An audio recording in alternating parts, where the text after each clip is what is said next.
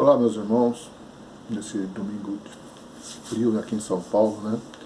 Eu estou aqui trabalhando, como sempre, no Tribunal Brasileiro, escrevendo alguns artigos, resolvendo algumas coisas, e tenho avaliado aqui no WhatsApp, esse aparelhinho que a gente carrega aqui no nosso smartphone, né? A gente tem percebido que existe uma movimentação muito grande no Brasil em relação às questões das religiões de matriz africana. E como todos me conhecem, há 3 décadas eu venho assim incentivando essas ações, trabalhando com essas ações, realizando essas ações, participando junto com vocês em todas as ações que defendem, que protegem e que buscam a melhoria das religiões de matriz africana. O que nós temos visto no dia de hoje é algo que eu acho que nós temos que repensar. Repensar é uma linha de pensamento que eu venho defendendo já há alguns anos. Escrevo inclusive no jornal Band de Candomblé, que se tornou revista e que agora nós vamos ter aí nossas TVs, que logo aguardem, está chegando, né? A BR Afro, né? E a OIC, são TVs digitais, pois temos que acompanhar a tecnologia. Mas só mais um pouquinho, já está quase pronto aí para vocês conhecerem. Enquanto isso, vou me ocupando desse dispositivo de vídeo para mandar algumas mensagens, inclusive em relação a repensar. Nós vivemos aí hoje um ataque muito grande das religiões opostas a nós, não sei porquê, porque religião não deve ser oposta a nenhuma outra religião. Quando ela faz isso, ela deixa de ser religião e passa a ser fanatismo, né? Mas infelizmente isso está acontecendo com muita frequência hoje no Brasil. Só que isso não vem de hoje, isso vem de muito tempo. Poucas pessoas estudam a história para entender que isso já vem de algum tempo. A resistência do povo afro-brasileiro, em especial do povo negro, que hoje o povo negro já não se representa apenas pela melanina acentuada como eu, mas por todo aquele que faz a opção por tradições ancestrais africanas.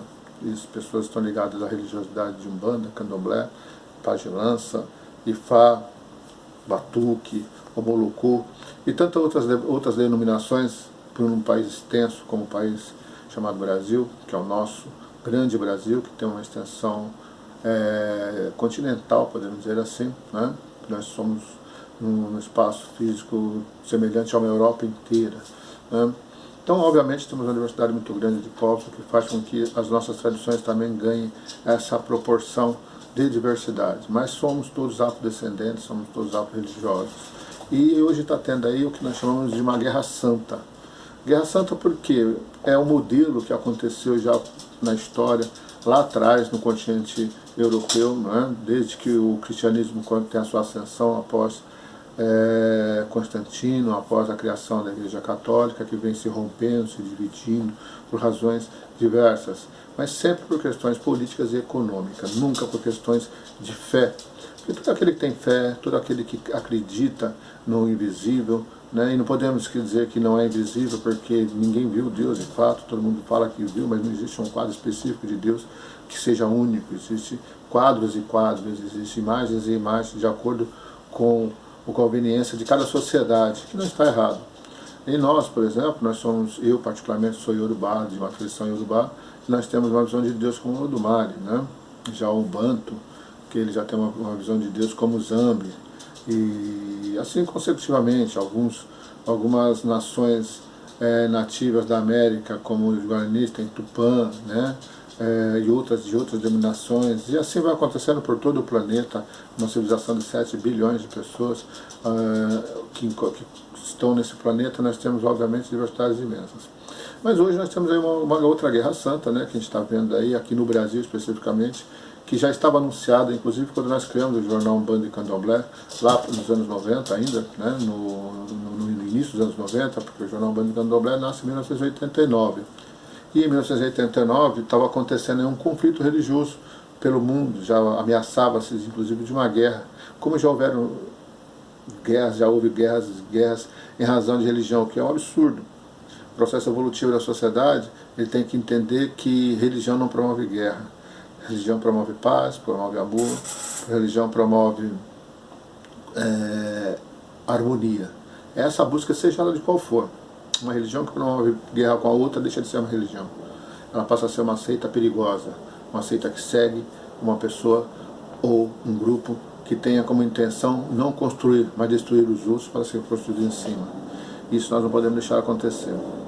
E aí o que eu gostaria de alertar, gostaria que meu povo, especificamente de Umbanda e Candomblé, prestasse um pouquinho de atenção nesse número muito grande que nós temos de tudo que dá em nada. Tudo que dá em nada. Nós temos milhares de federações no Brasil, do Iapoque ao Chuí. Nós temos milhares de instituições. E nascem todos os dias instituições.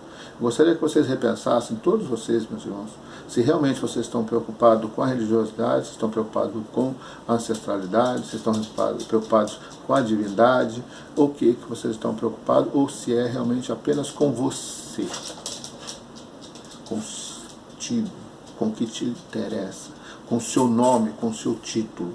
Todo mundo quer ser presidente, então como ele não dá dentro de uma instituição ter vários presidentes, né? Apesar que hoje a legislação permite aí o primeiro presidente, o segundo presidente, o terceiro presidente, mas todo mundo quer ser o primeiro, né? E aí começa a criar federação A, B, C, D, B, já não é mais federação, agora é organização, associação.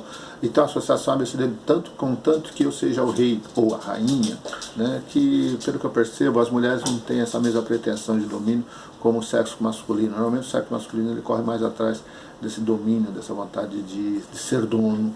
Isso é muito perigoso, isso é muito ruim, isso não é bom. Né? Nós vivemos aquilo que a gente acredita que ser democracia, que eu acho que a democracia não se estabelece dentro de um povo que não tenha preparo para receber a democracia, que acontece no Brasil, que vem acontecendo em todos os nossos meios.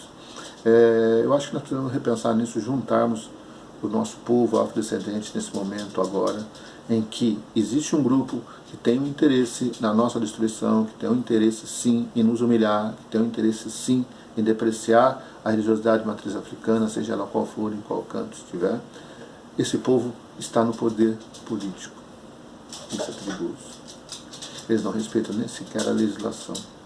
Então, ao invés, né, já alguém chamou a atenção em um artigo na revista, foi a nossa diretora Renata Chapeta, que ao invés de a gente ficar falando um do outro, ou ficar discutindo o sexo dos anjos, nós temos que pensar em estratégia.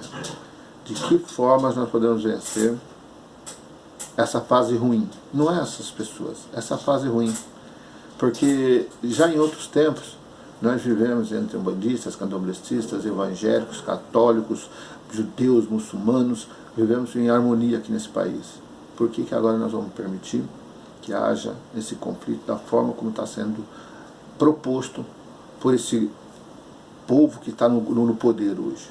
Por esse povo que está lá no poder hoje, dizendo que o Brasil é cristão, que o Brasil é evangélico. Não, o Brasil é o Brasil de todos. O Brasil é cristão, evangélico, o Brasil é umbandista, o Brasil é candomblecista, o Brasil é árabe, o Brasil é chinês, o Brasil é o próprio Brasil, né, dos povos nativos dessa terra. O Brasil é o mundo, o Brasil é o país que acolhe a todos. E é assim que tem que ser. Isso nos faz uma grande nação. Isso nos faz um grande povo. Não é dividir, não é retroceder a história da humanidade nas grandes balbúrias que ocorreram no passado, que levou a grandes tragédias desnecessárias. Nós temos que ser mais racionais, nós temos que ser muito mais atentos a tudo que está acontecendo, nós temos que ser mais objetivos e temos que ter uma estratégia para acabar com isso. E a melhor da estratégia é unir de verdade, unir todos, do Iapoque ao Chuí, unir todos, da Umbanda até o evangélico não racista, do evangélico que realmente tem um compromisso com aquilo que se chama evangelho. Porque nenhuma literatura do evangelho está falando em fazer guerra com ninguém, destruir ninguém, né? Aliás, aquele que os evangélicos seguem, que é Jesus Cristo, em nenhum momento pregou nenhuma religião, em nenhum momento ele pregou ódio, em nenhum momento ele mandou dividir nenhum povo. Ele apenas defendia os oprimidos, ele defendia aqueles que necessitavam de um carinho, de um amor, de uma palavra, para poder que ele se elevasse e se igualasse. Então, por favor, vamos pensar bastante nisso. De vez em quando a gente vai estar falando um pouquinho aí na internet aí, e eu pretendo dar continuidade nesse assunto de um repensar. E esse repensar, eu acho que começa por um concílio verdadeiro, não uma reuniãozinha aqui, outra reuniãozinha ali, fazendo vários grupos. Tem que se juntar todos os grupos em um único grupo, porque assim juntos seremos mais fortes. Um grande abraço a todos e que tenham paciência e tolerância comigo, porque sempre ele está falando em defesa de todos nós. Sou Cosme Félix. Uma boa tarde, um bom dia, uma boa noite, de acordo com o horário que vocês estiverem me assistindo.